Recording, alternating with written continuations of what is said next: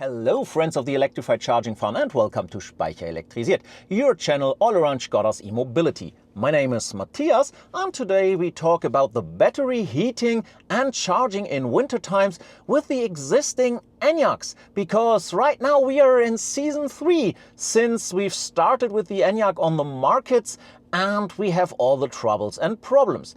I will do a quick look over to the new model year, but that's not the main part of this video, so stay tuned. So this year I do not want to show you extensive amounts of charging tests because you find videos on my channel, and while I'm talking I'm showing you some of them here, because we all know that in winter time there is no power coming into the car from the charger depending on the situation. And in the third year of this, we all know this very well. And instead that the ENYAQ charges in 33 minutes from 10 to 80 under summerly perfect conditions, in winter times this could be 20 minutes longer, or depending on the condition only 10, but something around 10 to 20 minutes. So for season 3 of this fine series, I thought let's talk about the technology behind it. Let's talk about the thermal management in the car and everything that belongs to it, because basically this is where this preheating or the non-existing preheating belongs to. And we'll dive into what the ENYAQs currently do, what the new model year has as an advantage, and at the end there's always my plea to Skoda to help those over 150,000 customers out in wintertime who currently don't have preheating.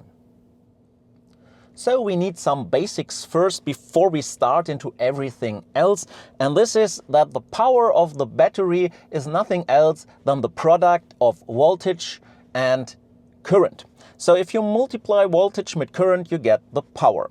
And if you charge the battery, you want high power. So basically, since the voltage is given by the battery, you want higher currents.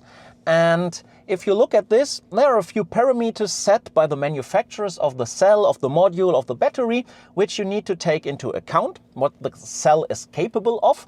And there are two other factors which are hugely important for the power you can put into the battery whilst charging, or you get from the battery whilst driving. And this is the state of charge, SOC, and the temperature of the battery, not the ambient temperature. Of course, the ambient temperature has an effect on the battery, but what counts is the battery temperature. And there's a rule of thumb: the lower the SOC, the higher the power you can charge the battery with, and the higher the SOC, the more power you can draw from the battery for driving. When it comes to temperature, it's the same. It doesn't matter if you take power from the battery or if you put power into it. The best temperature for a lithium-ion battery is 30 to 40 degrees Celsius. If you are higher, power will go down. And if you are lower but higher is not the problem, therefore you have a cooling system. And if you got lower temperatures of the battery, power will be reduced. And if you now think about it, the thing that changes in wintertime for our ENYAQ is the temperature. It gets colder outside, and when your ENYAQ is standing around, the battery will cool down to the ambient temperature. It needs some time, but it will do. And if you drive, the battery will also be colder because the air flowing around it is colder, thus cooling the battery even more. And therefore this leads to less power. And this is for the protection of the battery, because there is something called lithium plating occurring if you charge with high power, if you charge a cold battery with high power. Lithium plating means that the lithium ions turn into metallic lithium in the battery and thus lead to a reduction of capacity, or if there is really a lot of lithium plating, could even lead to a damage of the cell, and thus the cell is broken. Therefore, when it gets cold and the battery is cold, the battery management system will protect the battery that this will not happen. So what is this preheating now? Well, preheating means the intentional external supply of heat to the battery to make it warmer. It is not the warming of the battery itself through the inner resistance, which occurs when you put a current on the battery, like when you drive or when you charge. So there must be something around the battery right now to feed external heat to the battery and thus make it warmer. And if this something around the battery is warmer than the battery itself, the heat will transfer over to the battery and everything is fine. And basically you can do this in two different ways. The first way would be to have some manual function where you as a driver could say, let's make the battery warm right now. So you hit a button or do something and the battery will heat up. And the other way more clever way to do it would be an automatic preheating. So if you have a DC charger, a fast charger as a destination, the system will keep track of the battery's temperature and thus start the heating right in the moment so that the battery has the optimal temperature when you reach the charger. But what is this thing around the battery and how does it work and how makes it the battery warmer? Well, let's head over to the next chapter. So how does this work on a technical level? Well, basically you need two components. The first one is the thermal management, which is part of the battery management system. So basically this is software. And the other thing, the hardware, this is the coolant circuit or heating circuit in your ENYAQ. And it doesn't matter if you have a heat pump or not. In both cases, you've got these coolant heating circuits in your car. And you've got an additional element, the so-called Z132, which is a PTC heater. And this one is in the coolant circuit of the battery. Now let's think about this fluid and how it is built into your car. Well, basically, if you look at the MEB platform, you've got a coolant system below the battery, like floor heating. You can imagine it with a picture of a floor heating underneath the battery, where the coolant is flowing around and where the heater is heating the fluid, so the battery gets heated. And this PTC element has a maximum power of 5,500 watts or 5.5 kilowatts. But basically, all you just need when you've got all that hardware and this coolant heating circuit and those fancy heaters, you need some piece of software to clever control and operate this system. And now we are talking about the problem in the older ENYAQs, where it all lies that we don't have preheating. So what is this clever part of the software that controls the battery heating? Well, it's the thermal management, and it is based in the battery management system. And basically this part of the software knows 5 operating conditions where it should work. And this is the ready state of the car. So if you are ready to drive, you booted up the car, you're sitting in it. The next one is the ENYAQ is standing still. It is not plugged into a charger. It doesn't matter if AC or DC. And you have a programmed departure time in the ENYAQ. The third state is you are slow charging on an AC charger, so basically with up to 11 kilowatts, and you plug in and the charging starts. And the fourth state is basically the same with the AC charger. You're plugged in, but charging has ended. Battery has the SOC which you would like to reach, and you have a programmed departure time, because now it could get the power for heating from the external power supply. And the fifth state, this is fast charging or DC charging, when you are plugged in and charging begins. And with these 5 conditions, you basically have 3 relevant values which the thermal management has to control. The first condition is if a certain temperature of the battery is lower than it should be, turn the heater on. The second one is if a certain temperature is higher at the battery than your value, well then turn the heater off. And the third value is the power the heater should apply to heat up the fluid. So basically we would be done here right now, and it's quite easy. But not with the MEB platform, not with the ENYAQ, because now we need to talk about 4 different software versions which all operate quite different in the ENYAQ. And I will show you now all data on the screen. So if we have a quick look at this table, you see 4 rows with software versions. The first one is the initial software version where the first ENYAQs were shipped with. The second one came roughly around mid of 2021 with the ENYAQs shipped then, also ME2 software. The third row then is software version 3.0, which was shipped at starting of 2022. And this is still the version in the 3.6, so in the latest software version 3 ENYAQs. And the last row, there you can see everything for the model year 2024 and software version 4.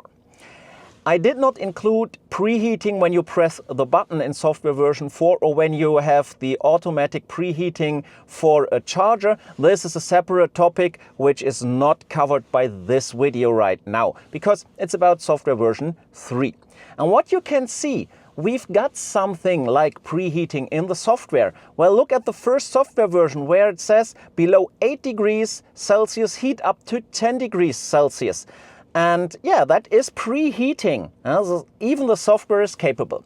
And this is the thing they removed because people complained about the short distance consumption. If you go 5 kilometers or something in autumn, winter and spring, because it could occur that the battery is below 8 degrees, so preheating will kick in and heats the battery to 10 degrees Celsius, even if you only drive 5 kilometers, so the consumption was too high. And because the people complained, they rolled out the second version you see in the table where they reduced those values.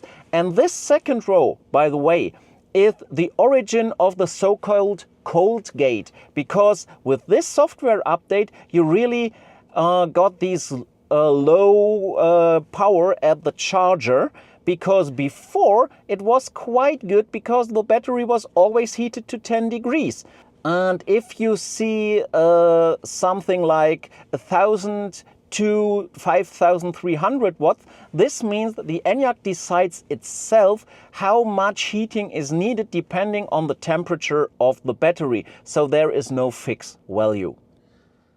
So where is the problem with the software 3 ENYAQs or all the ENYAQs pre-model year 2024? Well, basically, they've got no real preheating, because this would mean before you start driving or before you start charging, have a battery heated up to optimal temperature and not at the moment where you are stopping by at the charger and plug in, because that is what the ENYAQ currently does.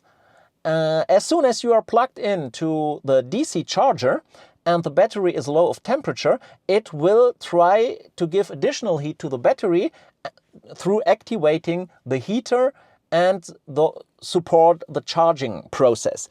But the problem of this is, most of the times this is too less and too late, so this charger does not have, this heater does not have so much power. It needs rather long to heat up the battery, and it only has a real effect if the battery SOC is at 0 or 1 or 2%, so that you get higher charging powers. More often, when you go to a charger with 10 or 12% or something like that, and this additional heating kicks in, it does have really no real effect, because until the battery is all heated up, the state of charge is so high that there can't be so much power.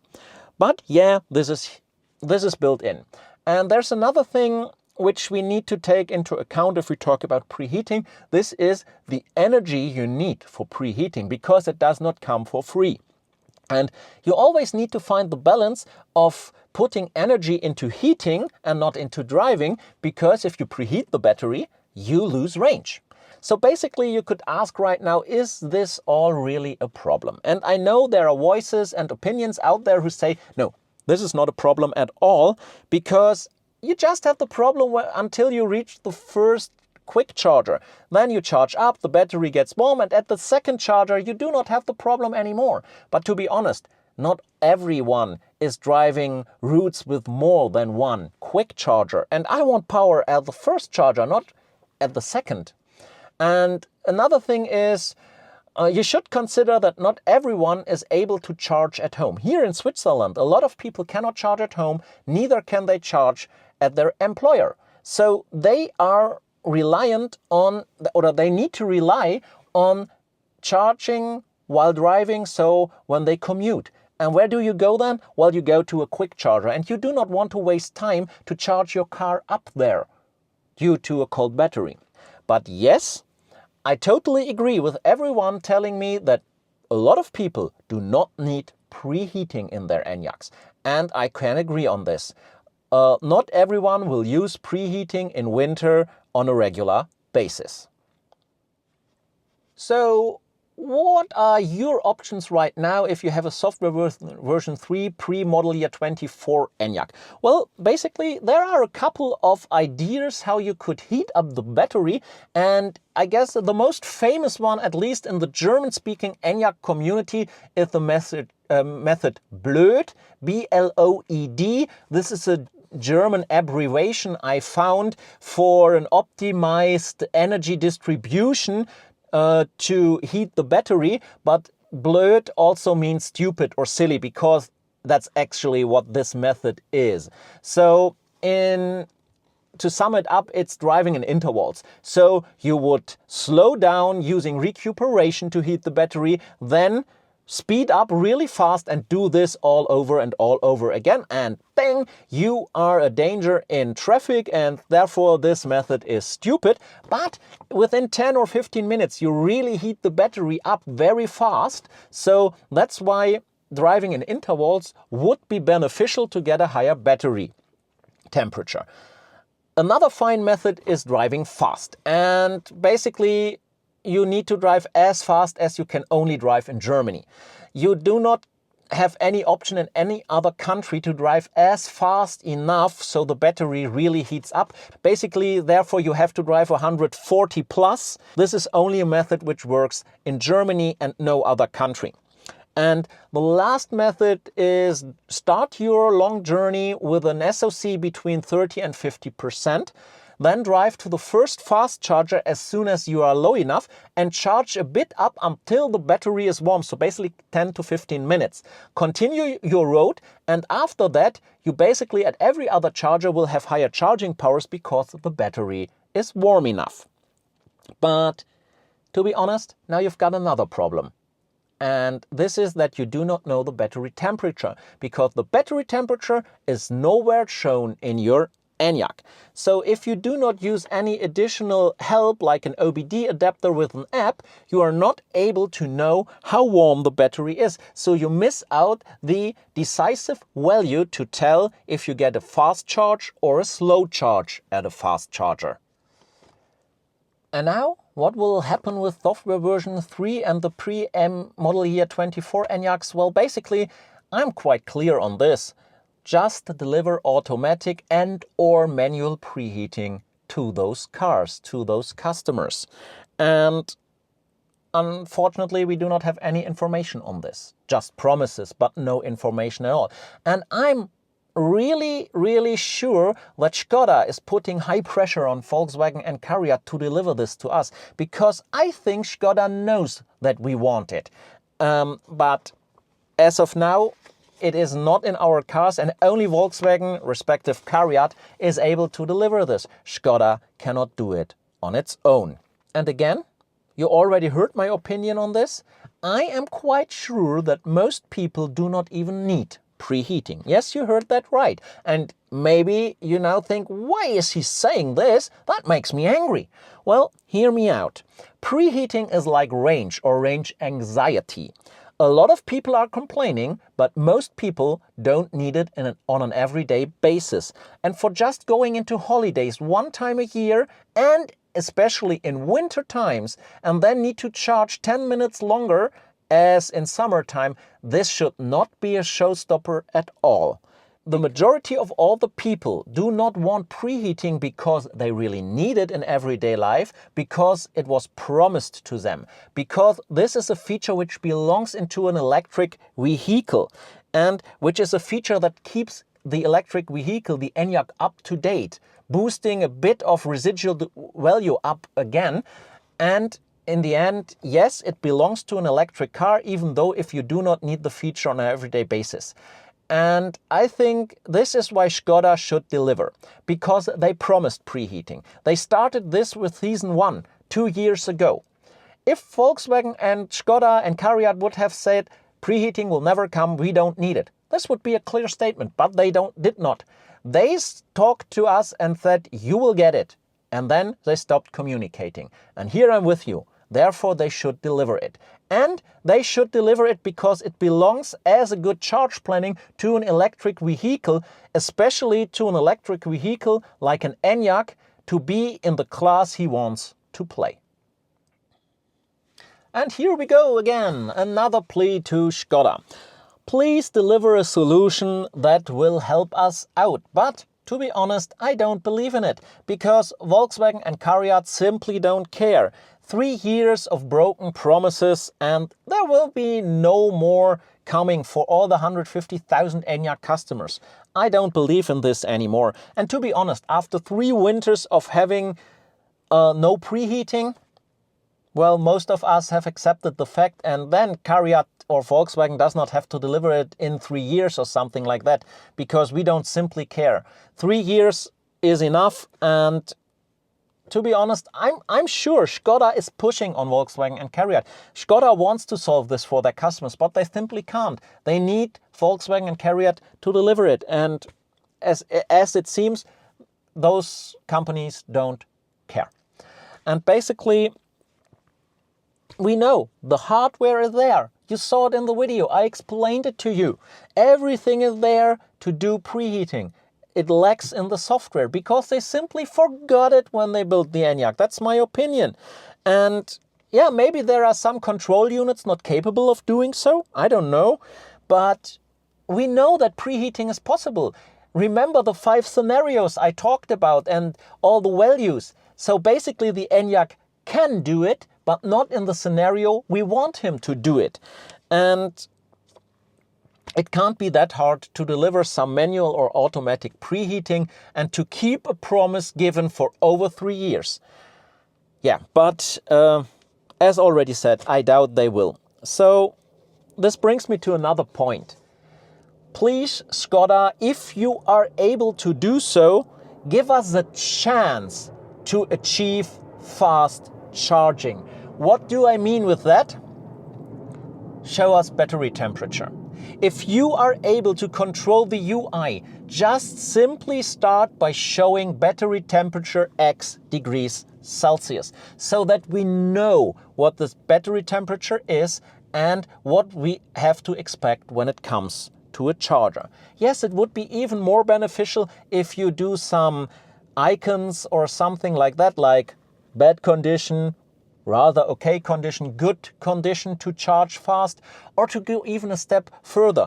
The battery management system definitely will calculate how much power it can accept when it comes to charging. So why don't show us current battery temperature, current state of charge, estimated maximum charging performance. 3 values which helps a lot, so that you can see when SOC goes down, charging power goes up. When temperature goes up, charging power goes up. Just simply give us an additional information we need to know what will happen at the charger. And it could be quite easy as that.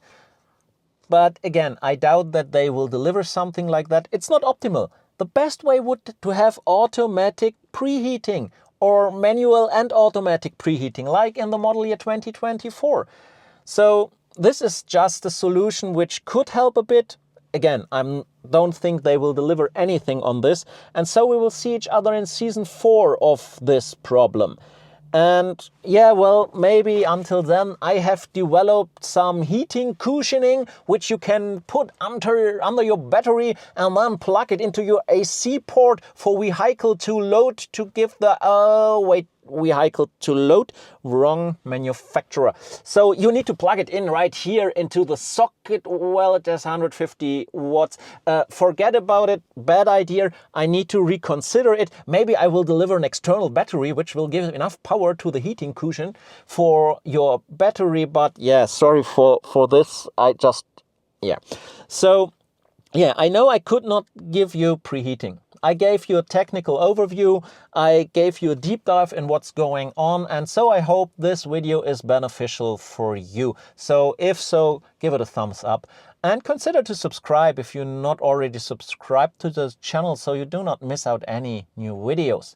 And I'm already happy that I got so much support from you in viewing the videos, in commenting on them, and then we see each other in the next video, and until then, stay full of energy.